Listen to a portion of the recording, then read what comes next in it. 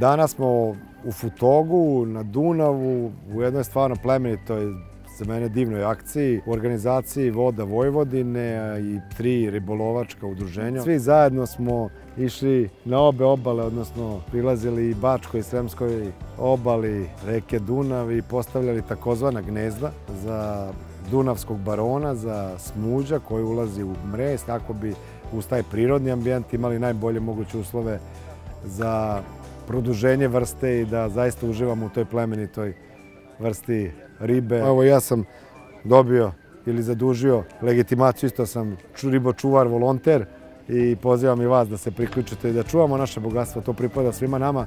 Pre svega pozajmili smo to od naše dece i naših unuka. Dužni smo da im to predamo i sačuvamo.